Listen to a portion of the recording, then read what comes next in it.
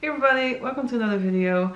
Lately I've been asked a few times whether I could make more videos because apparently my violin playing is appealing to some of you. And the other one being which violins I've been using. So here we go. In the course of my violin playing, in like 3 and a bit years, I've got to use quite a few violins. The first one was my rental violin that I got from my teacher.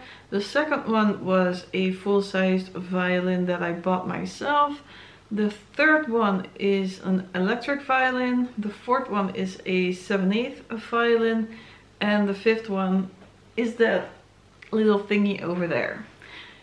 In the course of this video, I will tell you more about each of them. The first one was a rental violin from my teacher. I think it said on the rental agreement that was worth like 500 euros, including the case, including the bow, oh, and the shoulder rest. I don't really have much more to tell me other than it was like a real low budget violin. Played, it made sound, and I think I used it for like 2.5 months, and then I went on to buy my own violin because I think just renting a violin is a waste of money somehow, but it's better than buying a cheap one yourself. So yeah.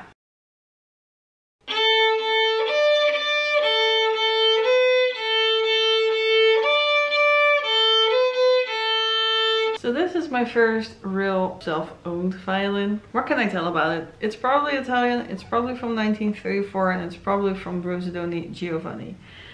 The label, you know, you never know whether it's a real one or not. I have had a luthier saying it is, I've had a luthier saying it might be, you know, you just never know. It was laying in someone's attic and it needed repairs before I could play it. This is my baby because like I started out on this thing, and everybody who plays the violin will know how much frustrations it takes to start playing. Let's talk about the sound of this violin. The sound of this violin is loud. It's like really loud.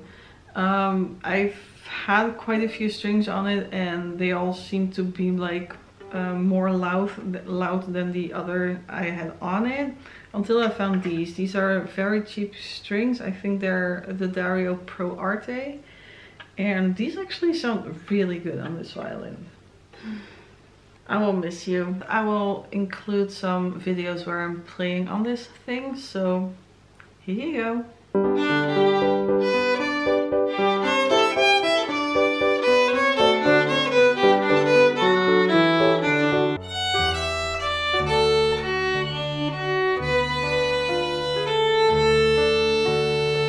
The next violin on the list, which is this one. It's an electric violin. It's the Yamaha YEV 104, so it's a 4-string version.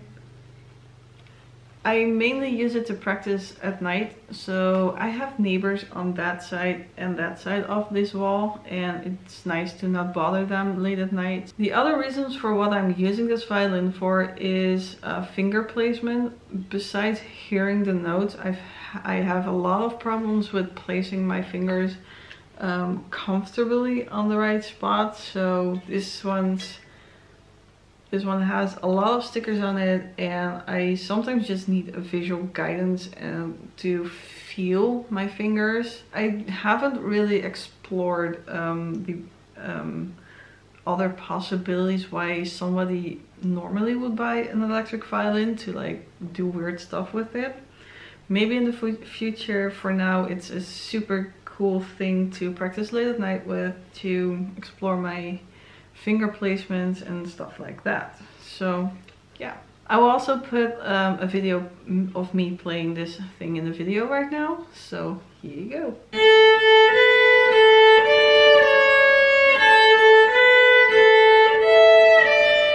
On to the next violin.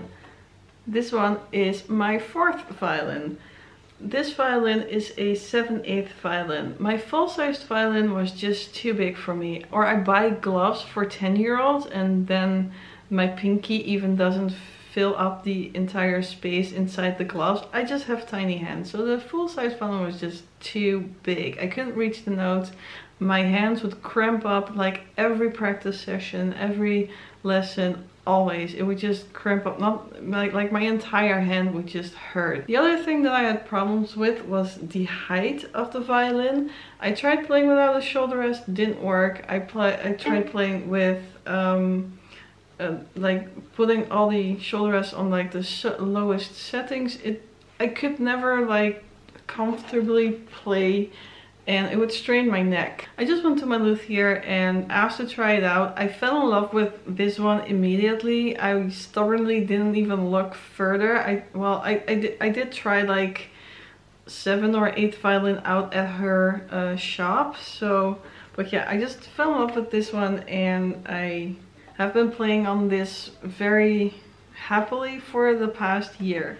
This 7/8 violin was made in the 18th century, so it was made in 17 something. The label is not completely intact, so you cannot read the last 2 digits very well. It's a Bohemian violin. You can also see that like the little bit darker varnish, which is also like a thing for Bohemian violins. The maker, it says Bohuslav Landner. If I pronounce it correctly, it's quite a hard name for me to pronounce. Another thing about this violin, I know a little bit about the history of this violin, which I find cool personally. It was used by a professional orchestra player from the Netherlands, from one of the southern orchestras in my country. And that orchestra was conducted by André Rieu Senior, or André Rieu's father, like the André Rieu that you all know. This thing might have been heard by André Rieu and his father, which is like pretty cool, for me anyway. After that orchestra player passed away, it laid somewhere around this house, and it ended up completely damaged at my luthier. She totally restored it. I have like customized it a bit because I've got a different tailpiece with the white and also the pegs. I did buy the plastic one, but it actually looks quite the same as my tailpiece. It's a plastic one because my skin gets hurt quite fast, so I really have to be careful with where I put my chin on. So yeah. I'll also add like a clip or a few clips from me playing this thing so you can also hear it, and yeah.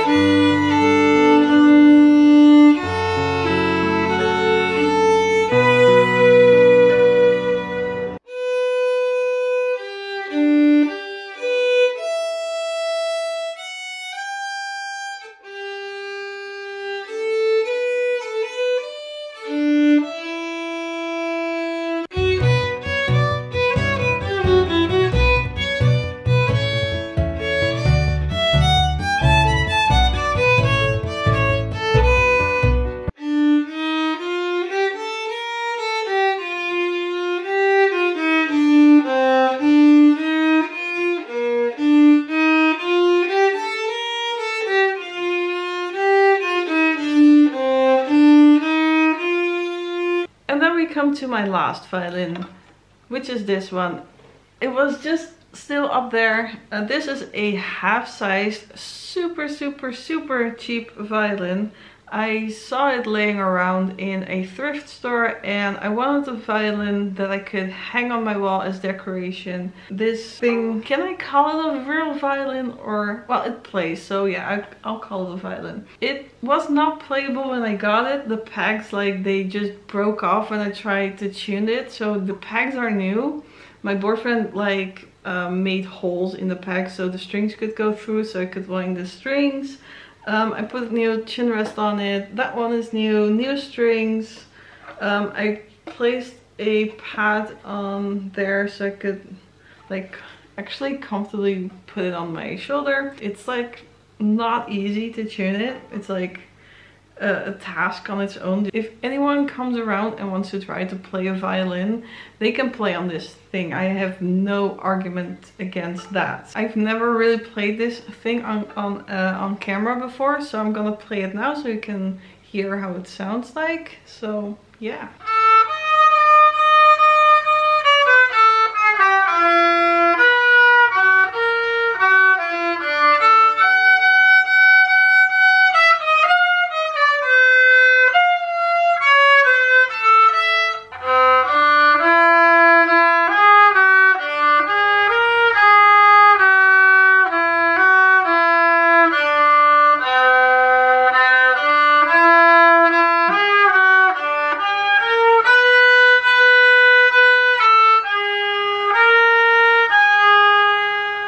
Those were my 5 violins and a little bit of a story about them, a little bit of information about them and that sort of stuff. I really hope that you've enjoyed this video, and if you did, be sure to hit the like button, leave a comment, and if you like this kind of content, be sure to subscribe to my channel. I will try to make more videos like this.